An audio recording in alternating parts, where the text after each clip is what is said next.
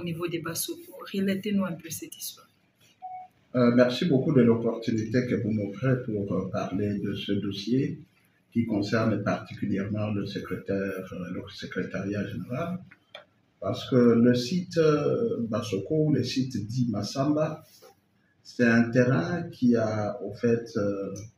resté pendant très longtemps pratiquement en jachère, parce que, comme vous le savez, la voie ferroviaire n'existe plus depuis une trentaine d'années, et donc les gens ont pu envahir cet espace qui est, en fait, au-delà d'avoir seulement l'espace de la voie ferroviaire ou la voie ferrée, il y a des espaces qui étaient libres et qui faisaient la convoitise de plusieurs personnes, des personnes qui, en fait, pensaient pouvoir y ériger des maisons. Mais deux personnes que nous avions identifiées en 1993, ont pu avoir des contrats de location en 1993, donc vous comprenez qu'il y a un peu plus de 30 ans, et ces personnes ont cru pouvoir y ériger des maisons. Malheureusement, cela n'a pas été possible parce qu'il y avait toujours la résistance, surtout de l'ONATRA. Alors, pour ce qui concerne ce terrain-là, il faut retenir que ce terrain-là, c'est un espace pour recevoir la voie ferroviaire ou la voie ferrée, mais c'est aussi un espace qui s'étendait sur les deux parties de la route. Et c'est comme ça que la circonscription foncière de Ngaliema avait fait un rapport au ministre pour faire comprendre qu'il était possible que sur cet espace, on puisse non seulement y ériger le bâtiment administratif du secrétariat général, mais aussi y ériger la circonscription foncière d'Ngaliema. Les experts sont passés, les experts ont fait leur rapport et les experts ont remarqué que les deux pouvaient aller ensemble. Voilà pourquoi, en date du 10 février, un arrêté a été pris par le ministre, son Excellence Sakobi Molendo, à l'époque, et qui a pratiquement fait une expropriation, parce que c'était un arrêté d'expropriation, au regard de ces deux contrats qui continuaient à déranger sur cet endroit. Et après cet arrêté d'expropriation, entre guillemets, la commune s'est mise en œuvre parce qu'il y avait une commission pour essayer d'indemniser ceux qui occupaient. Comme vous le savez, il y avait des gens qui avaient une petite cabane pour la coiffure, qui d'autres une petite cabane pour les maléois, et bien d'autres pour exposer les fleurs. Et finalement, c'était un lieu qui n'était pas propre, qui était pratiquement impropre au regard de cet emplacement. Voilà déjà la motivation, la première. Mais la deuxième, c'est que en dehors de cette première motivation, il y a la voie ferrée qui reste, et qui restera, et qui ne sera pas déplacée. Donc, la construction qui a été faite sera une construction qui, au fait, trouvera la compréhension des deux, le bâtiment administratif d'une part, mais aussi et surtout le passage des trains. Donc, il n'y a pas de raison que les gens puissent s'alarmer. C'est parce qu'ils n'approchent pas l'administration, ils n'approchent pas les services techniques. L'occupation de cet espace a été acceptée par tous les services, en commençant par l'ONATRA lui-même. Parce que même lorsqu'on dit que là-bas, on a déterré la voie ferrée, ce qui existe. Non, des rails. Non, on a enlevé pour déposer plus tard, après les constructions. Plutôt, on a conservé ce qui doit revenir à l'ONATRA. Donc, les réseaux sociaux sont alimentés pour rien, alors que si on approchait nos services, on allait constater qu'il existe même des avis urbanistiques, des arrêtés d'urbanisme, il existe des arrêtés portant en création, ainsi que des arrêtés qui reconnaissent pratiquement l'ONATRA sur une partie de cet espace. Donc, il n'y a pas de raison de dire... Et puis, pour votre information, madame, pour votre information, monsieur le journaliste, je vous dis que ceux qui sont allés pour assurer la supervision de ces opérations de dépose provisoire, parce que c'est une dépose provisoire de ces rails, ce sont les techniciens de l'ONATRA et sur base d'un ordre de mission collectif que j'ai devant moi. Donc, il n'y a pas de raison d'imaginer que nous avons fait un cavalier seul. Nous avons fait avec tous les services techniques et nous avons bien sûr l'avantage d'avoir une ministre d'État qui est très vaillante et qui a pris à bras le corps cette question après avoir compris. Parce qu'elle-même, tout au début, elle pensait que ce dossier était un mauvais dossier. Mais lorsque toute personne de bonne foi, lorsque cette personne approche nos services, avec tout ce que nous avons comme documentation, on comprend très bien qu'il y a lieu d'avoir le bâtiment administratif et de garder la voie ferrée. Parce que les conditions qui ont été posées, et ce sont des conditions techniques, c'est d'avoir 6 mètres et demi. Et 6 mètres et demi, donc, de part et d'autre de la voie, et 6 mètres de hauteur par rapport à la hauteur du train et de la locomotive. Donc, il n'y a vraiment pas du tout de raison d'imaginer que c'est une obstruction par rapport à la voie ferrée. S'il y a obstruction, on pourra voir les autres qui ont construit. Mais en tout cas, pour ce qui concerne le partenaire qui construit pour le ministère des Affaires foncières, il n'y a pas d'obstruction. Les plans, d'ailleurs, c'est parce que les gens n'approchent pas les plans. Mais les mêmes questions ont été posées par les députés qui étaient présents les jours de la pause de la première. Vous avez la même préoccupation, mais on m'a démontré clairement que ça ne va pas déranger quoi que ce soit, parce que selon la Mineta, la commission a travaillé avec les agents de l'ONATRA, Métrokin, et d'ailleurs on m'a donné encore une bonne explication, parce que sous d'autres cieux, le train peut passer même au-dessus là-bas, il n'y a pas de problème. Et pour nous, c'est passé même à la radio qu'il n'y avait pas d'obstruction de la voie ferrée. Mais ils sont nombreux, les gens qui veulent récupérer, peut-être politiquement, le dossier pour dire non, ici on a vendu à personne. C'est l'État qui s'accorde le luxe de faire un bâtiment de prestige, un bâtiment administratif de l'État. Donc l'État travaille pour lui-même et non pour personne d'autre. Quand est-ce que la pose de la pose de la première pierre a eu lieu il y a, ce que je sache, 2 mois et demi. 2 mois et demi. Et comme on a commencé les travaux il y a quelques temps, donc nous aurons 17 mois maximum pour avoir ce bâtiment sur ce terrain et pour voir aussi que les rails sont réinstallés et vont continuer à exister. Et si ces rails, si on a les trains bien avant, bien entendu, pendant qu'on réalise les constructions, on va réaliser aussi la pose de ces mêmes rails. Donc, pour ça, il n'y a vraiment pas de confusion, que les gens le sachent. Nous faisons ce travail avec tous les techniciens et de l'ONATRA et de l'urbanisme et des affaires foncières. Vous faites ce travail avec tous les techniciens, comme vous venez d'évoquer. Est-ce que pour déplacer ces rails, vous avez reçu un document, vous avez reçu le quitus de l'ONATRA. Est-ce que pour déplacer ces gens, tous ces gens qui étaient là, vous les avez indemnisés, puisque c'est là où se trouve un peu le problème?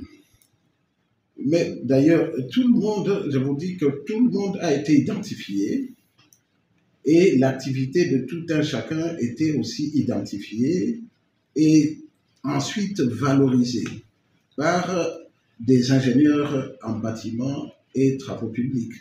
Donc, c'est très clair et chaque fois qu'on allait devant le bourgmestre Bengaliem pour recevoir cette indemnisation, entre guillemets, des photos, des prises de photos étaient réalisées et même la personne qui fait du bruit, malheureusement, que moi j'estime être de mauvaise foi, a été indemnisée au-delà de 70 000 $ pour avoir constaté tout simplement qu'elle avait un contrat qui n'en était même plus un. Mais comme il fallait, à titre humanitaire, chercher la solution pour tout le monde, tous ceux qui ont été sur ce terrain-là ont été désintéressés, si c'est le terme qu'il faut. Et pour déplacer les rails, vous avez reçu, l'ordre des missions, vous avez reçu un document quelconque? Mais pour déplacer le rail, il a été question qu'après avoir signé l'avenant au contrat, parce qu'il y a un avenant au contrat de partenariat qui avait été signé. Vous pouvez brandir les documents, oui. Mais cet avenant au contrat a été signé, et puis après, il y a eu un ordre de mission collectif, comme je le disais, qui dit de manière claire que les agents dont nom, poste, nom, matricule, grade et fonction ci-repris sont autorisés à effectuer une mission de service à Kinshasa. Il s'agit d'eux. On a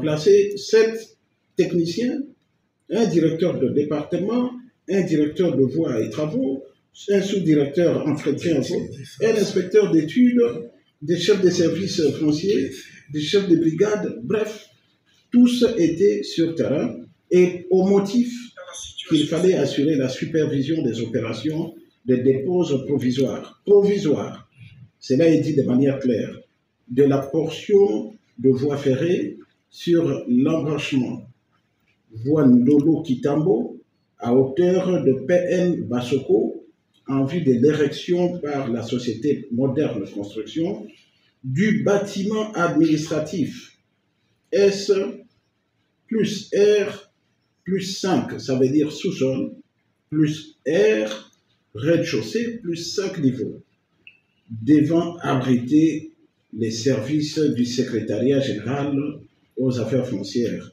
Et tout cela confère contrat de partenariat du 10 février 2024 entre le secrétariat général aux affaires foncières et la société Moderne Construction, ainsi que l'avenant au contrat impliquant les deux entités suisses identifiées, donc les affaires foncières et le partenaire, et l'ONATRA SA. Vous comprenez que c'est un dossier qui est connu et que même la dépose là, c'est quelque chose de technique, des professionnels. Ça n'a pas été fait au hasard ou dans l'anarchie. Vous avez dit le partenariat, c'est entre le secrétariat général et votre partenaire qui est Moderne Construite, ou le secrétariat général et puis l'ONATRA. C'est qui s'est fait. En quoi cette récupération politique ou le nom de la ministre est cité? C'est à tort ou par mauvaise foi que l'on citerait le nom de son Excellence, Madame la ministre d'État, dans la mesure où elle n'a pas été au début de ce dossier. Elle a trouvé le dossier déjà en cours. Et il faut dire, pour raison de la continuité des affaires de l'État, elle ne pouvait que, après avoir compris que le dossier n'était pas si mauvais que ça, comme on laisse entendre à l'opinion que ça doit être un mauvais dossier. Il n'en est pas question, c'est parce que les gens n'ont pas les mesures de cet espace. Et les gens ne savent pas comment... Mais j'invite d'ailleurs les curieux à pouvoir passer sur les lieux et ils vont voir que c'est prévu un espace pratiquement qui s'éloigne et qui va laisser le train passer sans problème, à moins qu'il y ait autre chose. Mais ça, c'est un bâtiment administratif et un bâtiment de l'État. Merci. Merci. Bonsoir, monsieur le DG. Bonsoir, monsieur le journaliste. Nous sommes venus vous voir suite à une actualité concernant l'intérêt du ministère des Affaires foncières. Si vous avez l'idée sur ce qui se passe sur ce terrain, que direz-vous? Merci, monsieur le journaliste, pour la question. Nous sommes maîtres d'œuvre, c'est-à-dire les constructeurs qui avaient été sollicités à l'époque par le ministère des Affaires foncières par le biais de son secrétariat général aux Affaires foncières pour réaliser les travaux dont ils avaient besoin, c'est-à-dire la construction d'un ouvrage qui devrait servir de bureau pour leur administration. Alors, il y a un petit souci concernant les rails. Vous construisez sur les rails ou non? Quelle précision apportez-vous sur cette question? Oui, le terrain, quand il a été sollicité, effectivement, nous avons posé la question aux responsables qui sont venus avec les marchés. Après avoir signé les contrats, quand nous avons eu à visiter les sites, nous avons réalisé que sur ces sites traversent une voie ferrée. Nous avons, puisqu'ils tiennent à construire un ouvrage important en ce lieu pour que l'administration foncière, le secrétariat général ait un bureau, la question nous avait été posée, nous, en tant que constructeurs, parce que nous avons quand même une expérience et nous possédons une expertise dans le domaine. Nous sommes entrés en contact avec l'administration de l'ONATRA, qui nous a dit que cette voie était toujours exploitable dans les jours à venir. Donc nous devons garder cette voie exploitable comme telle et nous sommes en train d'aménager, donc de concevoir l'ouvrage en fonction de cette voie. Donc nous aurons, la voie va exister, existe et existera encore, même après la construction. Donc, la construction sera traversée par les locomotives. Cela existe, la technologie moderne, même ancienne, existe. Donc cette voie va exister. Nous allons construire comme nous sommes en train de les concevoir. Malheureusement, je n'ai pas le plan avec moi ici. Sinon, les plans qui sont en gestation, qui seront soumis à l'urbanisme, à l'autorité compétente pour les autorisations de bâtir, on a déjà aménagé dans ce sens-là. Pourquoi alors vous avez déplacé les rails, puisque les gens n'arrivent pas à comprendre? Si vous pouvez apporter un éclairage sur cette question. Oui, nous ne pouvons pas poser la construction sur la terre, sur la surface ordinaire de la terre. Puisque c'est un gros ouvrage, nous devrons commencer par procéder aux essais tectoniques, donc les études du sol. Si l'ouvrage que nous allons construire, parce que c'est un ouvrage de 5 étages, donc il faut aller au sous-sol. Comme nous allons traverser la même zone, donc le bâtiment, nous devrons commencer par procéder à la dépose de ces rails. Cela a été fait par le service compétent qui est l'ONATRA, qui a envoyé une mission. Ils ont procédé avec un nombre de missions et le texte est là. Je pense que là où vous avez été, vous pouvez vérifier les faits. Nous avons procédé à la dépose provisoire et dès que nous avons terminé les travaux de sous-sol et de la fondation, nous allons remettre la voie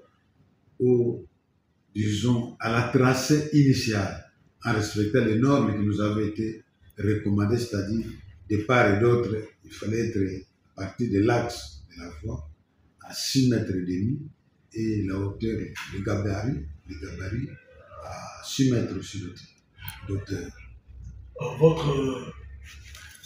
Vous avez suivi les contrats avec le ministre sortant ou bien si avec la ministre Yata Sakamboula pour plus de précision? Donc le contrat existait déjà avant la ministre arrive ou c'est avec elle que vous avez signé le contrat? Non, si j'ai bonne mémoire, les dossiers ont été soumis à notre niveau quand nous avons été sollicités. C'est avec l'équipe sortante. Je pense que par le fait de la continuité de l'État, l'actuel ministre n'a pas jugé négatif le projet parce que, après tout, il a fallu quand même un endroit tel qu'ils le disent, un endroit sûr pour son administration. Alors, pour clôturer avec vous, il y a aussi les problèmes d'indemnisation. Est-ce que tous les gens ont été indemnisés puisqu'il y a une dame qui refuse d'obtempérer par rapport au terrain? Vous l'avez indemnisé ou non? Au fait, cette question ne nous concerne pas parce que nous ne sommes pas propriétaires du terrain, mais du moins à notre connaissance, comme nous ne pouvons pas construire sur un terrain conflictuel, les preuves nous avaient été apportées. Il y a même des vidéos que tout le monde a été indemnisé. Et si cette dame-là continue à réclamer, je pense s'il n'a pas bénéficié normalement, il y a des instances judiciaires, mais à notre connaissance, les rapports que nous avons, il est allé même jusqu'au Conseil d'État. Là, il a été député parce qu'il a été démontré qu'il a été normalement indemnisé, qu'il aurait touché $80 000. Parce que nous avons vu des vidéos, des gens qui ont procédé au paiement, ont filmé l'événement. Merci beaucoup, monsieur le DG. Je vous en prie. D'abord, merci pour la question. Les impressions, c'est une impression de fierté, une impression de sortir vraiment d'un gouffre dans lequel nous étions.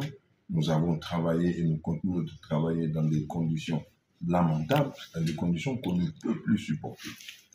Et aujourd'hui, nous avons l'opportunité, grâce à l'action de l'autorité, de pouvoir obtenir un bâtiment neuf, mais un bâtiment construit dans les normes et abritant tous les services ainsi que tous les matériels didactiques modernes, nous permettant de faire un travail de qualité et nous permettant aussi de protéger et de sécuriser les archives de beaucoup de propriétés et qui valent des millions de dollars ou même des milliards de dollars chèrement acquis par nos concitoyens, par nos parents, par les expatriés qui ont choisi le Congo, Kinshasa, comme leur ville de résidence.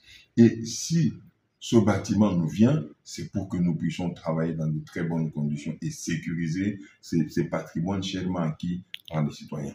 Nous sommes étonnés de voir toutes ces réactions, toutes ces vidéos, toutes ces personnes qui parlent sans connaître le fond et sans même chercher à s'informer de la réalité du problème.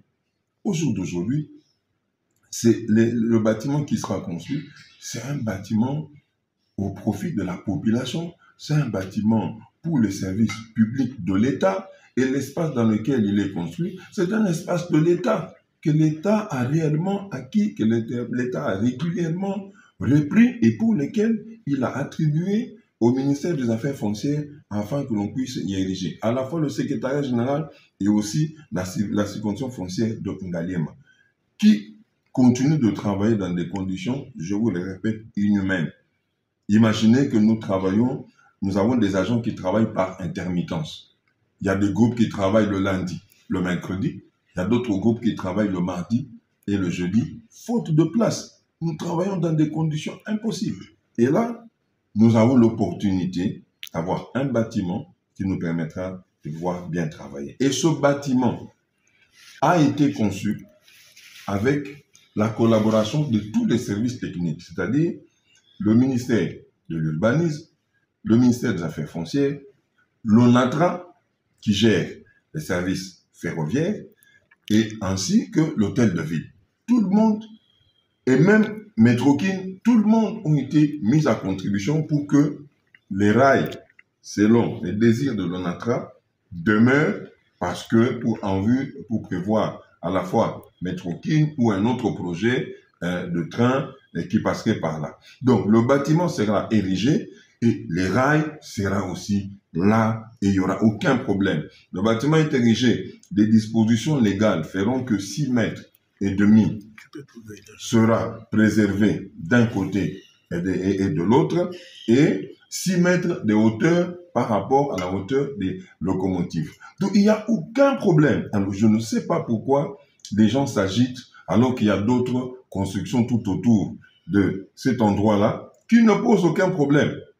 Alors, je ne vois pas pourquoi les gens s'agitent et des individus font des vidéos pour chercher des buzz, mais ils n'ont pas la bonne information et ils ne demandent pas la bonne information. Nous voulons simplement dire que le bâtiment qui sera construit sera dans les normes et non seulement dans les normes, mais tous les prescrits de la loi seront mis en vigueur et seront protégés et les rails qui est déplacé aujourd'hui, ce rail n'a été que déplacé par l'ONATRA elle-même et ce rail sera replacé par l'ONATRA selon les termes des contrats signés avec les responsables de l'ONATRA. Vous êtes chef des terres sectorielles, précisément d'Ngaliema. Il y a un autre problème qui se pose, c'est le problème de l'acquisition de la terre. Vous, étant que chef des terres, est-ce que vous avez acquis cette terre conformément à la loi ou il y a encore quelque chose qui pioche ou qui dérange dans cette démarche de l'acquisition de cette terre? Mais je suis étonné. Lorsque vous demandez au propriétaire de la terre, vous lui posez la question comment il a acquis la terre. Puisqu'il y a une dame qui refuse d'obtempérer. La dame qui est reprise d'obtempérer, comme vous dites, cette dame a été indemnisée, je le dirais, à titre humanitaire. Parce que l'expropriation pour cause d'utilité publique est précédée l'expropriation est précédée d'une sorte d'évaluation, d'expertise, en vue d'évaluer et indemniser la personne. Mais je vous dis, peut-être que ceux qui connaissent cet endroit-là, je ne sais pas quel bâtiment, je ne sais pas quelle construction a été faite à cet endroit-là par cette dame-là. Il n'y a aucune construction. Et la terre est un bien de l'État, est une propriété de l'État, inaliénable, et je ne sais pas comment l'expliquer. On ne cède pas la terre, et la terre ne lui a pas été cédée. Elle avait un titre d'occupation provisoire, juste pour jouir de cet espace-là. Mais pourquoi alors aujourd'hui, l'ONATRA réclame aussi des droits sur cet espace, si cet espace était propriété de la dame? Pensez-vous, pourquoi cette récupération politique par rapport au nom de la ministre d'État, ministre Akacia Banobola? Vous pensez qu'elles sont des tractations politiques ou bien c'est seulement la mauvaise foi? Non, ce qui est dommage, c'est que finalement, j'ai l'impression qu'on n'aime pas les gens qui travaillent. On n'aime pas les gens qui veulent poser des actes positifs, des actes bénéfiques à un plus grand nombre. Je crois que ça pose problème. Madame, la Mineta n'a juste voulu elle a vu le tableau sombre de toutes les administrations. Elle a vu les conditions dans lesquelles travaillent les gens, mais elle a trouvé ce projet. Elle a dit, mais voilà un projet que mon prédécesseur avait commencé. Voilà un projet que je peux accompagner parce que vraiment, ça vaut la peine. Elle l'a fait. Aujourd'hui, c'est le seul tort qu'elle a, c'est de pouvoir faire que ce projet réussisse et que l'administration ait de bâtiments. Je ne sais pas si vous avez vu la maquette du bâtiment qui serait là. Mais comment ne pas être fier d'avoir un bâtiment comme celui-là et se dire qu'un jour, mais on a quand même travaillé dans ce pays, voilà les traces qu'on a laissées.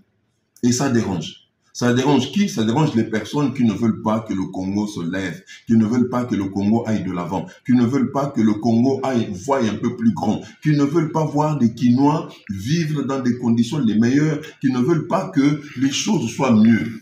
C'est ça qui dérange. Et là, ça fait mal de savoir que ce sont des Congolais. On veut une chose et on veut son contraire. C'est ça qui est dommage. Pour clôturer avec vous, un seul mot congolais qui ne savait pas il s'agissait de quoi. Vous leur direz quoi comme votre vérité? Je dis aux Congolais que l'administration que nous sommes, nous avons non seulement disposé de cet endroit selon toutes les procédures, mais en plus que cet endroit n'a pas été donné à un individu. Cet endroit, c'est pour ériger un bâtiment qui abriterait les services du secrétariat général, parce que le secrétariat général n'a pas de bâtiment et qui abriterait aussi la circonscription foncière de Ngaliema, afin de nous permettre de bien travailler. Ce n'est pas un bâtiment, ce n'est pas un espace qui a été cédé pour un supermarché ou qui a été cédé, non. Ce ne sont pas des rails qui ont été totalement coupés et enlevés, mais c'est des rails qui ont été déplacés pour permettre les travaux sous-sol. Parce que c'est un immeuble de rez-de-chaussée de 2 sous-sols plus 5 niveaux, ce qui fait que les travaux du sous-sol devaient être faits et il fallait déplacer les rails. Et les rails seront replacés après ces travaux pour que le train, s'il y a train, va continuer à passer, et le reste, le bâtiment va coexister avec le train et ainsi que les rails. Donc, je dis à la population de se tranquilliser et de ne pas prêter foi aux gens qui parlent au nom de la population. Oui, quand vous dites que je parle au nom du peuple congolais, ne me mettez pas dedans. Merci beaucoup. Oui, ne mettez pas notre administration dedans parce que tous les agents de l'administration n'attendent que de voir se matérialiser ce projet. Alors, lorsque vous dites que nous parlons au nom du peuple congolais, enlevez-nous de l'administration des affaires foncières. On n'est pas dedans. Merci beaucoup. Merci beaucoup.